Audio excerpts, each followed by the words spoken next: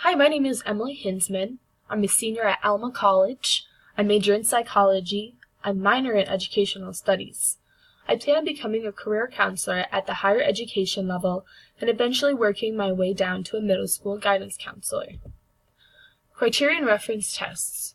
They are designed to measure student performance against a fixed set of predetermined criteria or learning standards. For example, written standards that students are expected to know and be able to do at a specific stage of their education. Formative assessment. A variety of methods that teachers use to conduct in-process evaluations of students' comprehension, learning needs, and academic progress in a lesson, unit, or course. Summative assessment. Used to evaluate student learning, skill acquisition, and academic achievement at the conclusion of a defined instruction period, such as a marking period, lesson, or chapter. Triangulation. The teacher collects evidence about student learning. The evidence that was collected comes from 3 different sources: conversation, observations, and products. Conversation is less formal, where the teacher is able to read a student's reading level through conversation. Observations take place during class while students are involved in group work, paired, or individual work. Teachers will create a list of the check marks that students should understand. Products are the tests, quizzes, and other work that can physically test a student. The procedure of the Brugance reading comprehension. Step 1. Get ready for the assessment.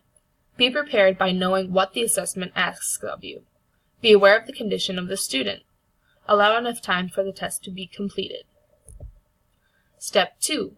Conduct the assessment. Position the assessment as required. Adjust the procedures as necessary, and use different methods of assessing, such as observing, interviewing, and performance. Step 3. Recording the results. To record, you can color code for easy detection of variability in scores. When you identify skills that were skipped or omitted by putting D and A, do not admit. Interpreting skills, you see how far the child has progressed. Objectives that the student was required to meet between the pre and post. Step 4. Analyze results. Factor in outside inhibitors that could have affected the results of the test. Read the different assessments by observing or interviewing to see if anything besides the actual test stand out. Step 5. Identify next steps. Identify the academic level of the student. Identify objectives and activities that the student can accomplish for the next year.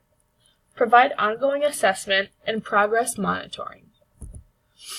These are the results of the Brugance reading comprehension for the student that was given the test. The results. Based on the data collected from the Brugance reading comprehension assessment, student was assessed at a 5th grade reading level. In the graph in the previous slide, we see that students' comprehension started to falter at the upper 4th grade reading assessment and continued to decline. Students that take this assessment must have an 80% success rate to move on to be considered that grade level. Planning instruction, which would be step 5. Both myself and the special education teacher assessed student A and came to the result that the student is at a 5th grade reading level. The teacher used the NWE score to determine the reading level of student A, and I used the Brugance reading comprehension form A to assess the student. With these results, we are able to provide the necessary material and accommodations for student A. We are assessing what student A doesn't know and use that to teach the student how to learn it. Sample lesson. I know that student likes to draw and is artistic, so I plan to use a more creative lesson plan to spark more reading. The student will have the choice of a few books that I have chosen for that student and are reading level appropriate. From the book that is chosen, I plan on doing more of an individualized lesson where there are times they will read on their own. I will read to them and I will create an audio version of the book if one isn't already available. Throughout the book, I will have questions that test students' comprehension of the book, as well as having a more creative touch. This could look like the student receiving a comprehension assignment, and instead of being asked a question and writing down the answer, They would do a fun book report, draw illustrations of the scene, etc. Conclusion. Throughout this course, I have learned the different assessments like the formative and summative, as well as why triangulation can benefit assessing the student. Assessing a child is important to determine the needs of the child, as well as determining what those needs are. I know how to facilitate the Brigance reading comprehension assessment and know how to determine the grade level the student is reading at.